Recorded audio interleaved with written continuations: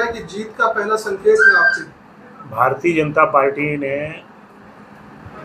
छत्तीसगढ़ विधानसभा चुनाव के लिए 90 विधानसभा में 85 विधानसभाओं की घोषणा की और अगर इस 85 विधानसभा के जो टिकट है जो हमारे केंद्रीय नेतृत्व ने दिया है तो इसमें नए चेहरे, महिला, सारे वर्गों का प्रतिनिधित्व का समावेश करते हुए एक बहुत कहना चाहिए कि पूरी तरह से खोजबीन करके जन भावनाओं के आधार पर जो टिकट वितरण किया है उसका मैं स्वागत करता हूं और टिकट वितरण से मुझे विश्वास है कि भारतीय जनता पार्टी इस प्रदेश में सरकार बनाने जा रही है।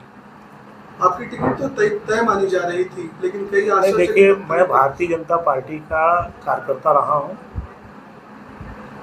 और कार्यकर्ता के नाते मैं काम करता रहा हूं। मेरे बारे में पार्टी क्या निर्णय करेगी मैंने कभी इसके बारे में सोचा नहीं। पार्टी ने जो दायित्व दिया उसका निर्वहन किया, आगे भी पार्टी जो दायित्व देगी उसका निर्वहन मैं करता रहूँगा। एक तमाम करेंगे चुनाव में आप अभी नहीं, देखिए, जहाँ तक बिलासपुर का सवाल है, क्योंकि एक बहुत समय तक मैं आभारी हूँ बिलासपुर की जनता का कि मुझे प्रतिनिधित्व करने का अवसर दिया और उस अवसर में मैं बहुत विस्तृत में नहीं जाऊँगा। मैं एक बात कह सकता हूँ कि छत्तीसगढ़ में रहने के लायक अगर कोई शहर था तो वो बिलासपुर था। उसका उदाहरण है कि SCCL के रेलवे के जो कर्मचारी हैं रिटायरमेंट के बाद कभी वापस अपने प्रदेश नहीं गए, यहीं पर सेटल हो गए।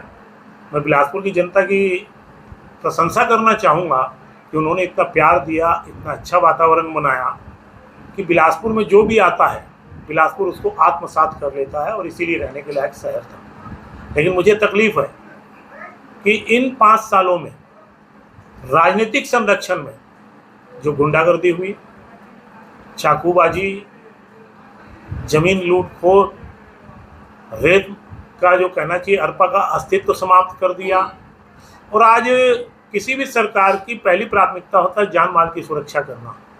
बिलासपुर के लोगों की जान माल की सुरक्षा नहीं है और एक दहशत का वातावरण बिलासपुर में है। मेरी पहली प्राथमिकता होगी कि बिलासपुर का वो जो वैभव है शांतिपूर्ण उसको लौटाना और जनता ने अवसर दिया 15 दिन के अंदर। मैं दावा करता हूँ कि इस शहर में जो आपराधिक तत्व है उनकी हिम्मत नहीं पड़ेगी कि बिलासपुर में कोई दादागिरी कर सके। एक दमदार भाजपा प्रत्याशी के सामने कांग्रेस का कैसा प्रत्याशी चाह रहे हैं? नहीं, देखिए, मैं कांग्रेस से कौन प्रत्याशी होगा ये कांग्रेस का विषय है। मैं इतना जानता हूँ कि भारतीय जनता पार्टी ने मुझे योग्य समझा है। जनता ने मुझे बहुत लंबे समय तक देखा है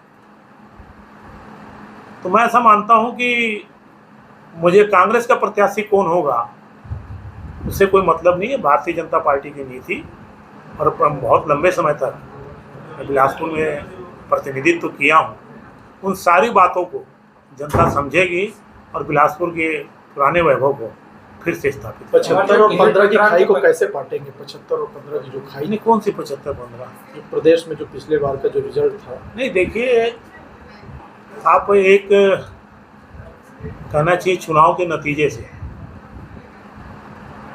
कभी आगामी चुनाव का आकलन नहीं कर सकते। मुझे तो वो समय भी याद है कि जब 1984 में भारतीय जनता पार्टी की पूरे देश में 2 सीटें थी और उस समय आम चर्चा का विषय था कि भारतीय जनता पार्टी की दुकान पे शटर में ताला लग गया। लेकिन आज देखिए, उसके बाद ही भारतीय जनता पार्टी के कार्यकर्ताओं की मेहनत, परिश्रम और विचारधारा आज दुनिया की सबसे बड़ी पार्टी है। तो इसलिए ये कहना है कि पिछले चुनाव में हम 15 आए और इस बार आप कैसे मुकाबला करोगे। इस 5 साल में कांग्रेस ने जो किया है इस प्रदेश में, खासकर युवक, जिस ढंग से PSC घोटाला, व्यापम घोटाला, युवकों का भविष्य खराब किया है, ये सरकार जा रही है। ये तमाम तरह की बातें टिकट वितरण से पहले हो रही थी कि हारे हुए प्रत्याशियों को नहीं दिया जाएगा, बहुत सारे नए प्रत्याशी आएंगे। नहीं, किसने जिस तरह टिकट वितरण हुआ नहीं, रणनीति कहा जाए नहीं, किसने कहा था कि हम इसको टिकट देंगे, इसको नहीं देंगे? ये तो अटकलबाजी रहता है। अटकलबाजी के आधार पर कोई पार्टी नहीं चलती।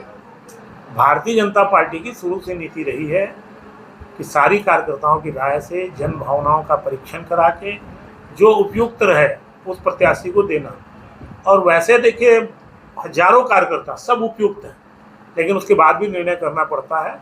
लेकिन हम सब एक परिवार की भांति सब मिलकर इस भारतीय जनता पार्टी की सरकार बनाएंगे। घोषणा पत्र का बात है, घोषणा पत्र नहीं, देखिए इंतजार करिए। ये मुख्यमंत्री का चेहरा कौन होगा? कांग्रेस का है क्या? भाजपा से 5 साल मुख्यमंत्री रहने के बाद भी कांग्रेस ने इनकार कर दिया कि चेहरा कोई नहीं रहेगा। भाजपा ये छत्तीसगढ़ के लिए विचारणीय प्रश्न है।